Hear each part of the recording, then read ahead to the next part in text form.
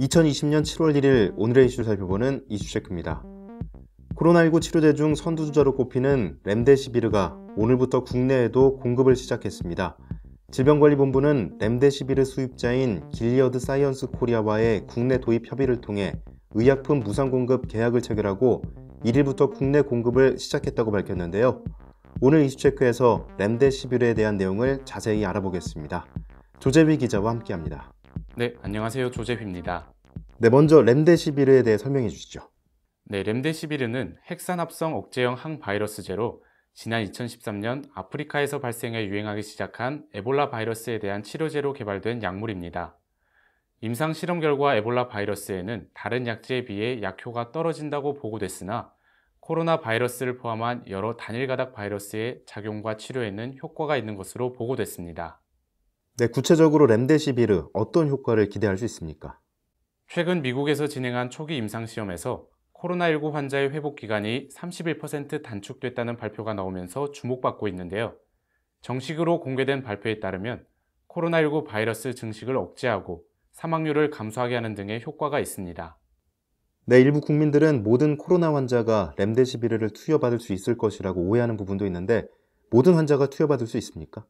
네, 그건 아닌데요. 렘데시비르 우선 투약 대상은 폐렴이 있으면서 산소 치료가 필요한 중증 환자로 제한되어 있습니다.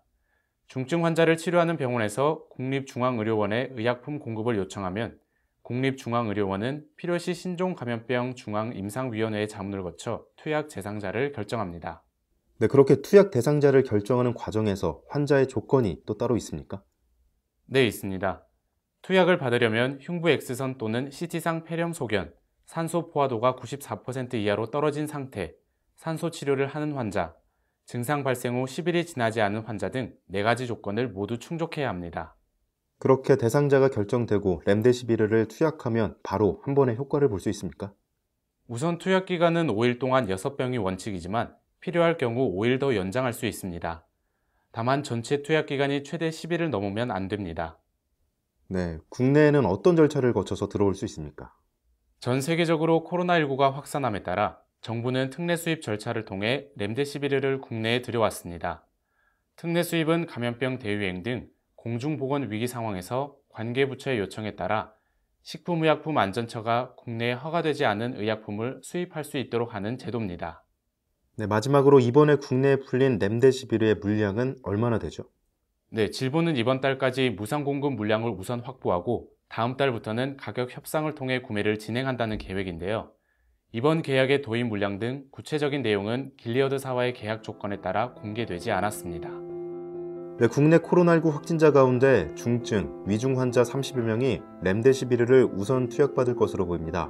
방역당국은 현재까지 보고된 렘데시비르의 심각한 부작용은 없지만 투약에 따라 이상 반응을 살피는 등 모니터링 체계도 마련했는데요.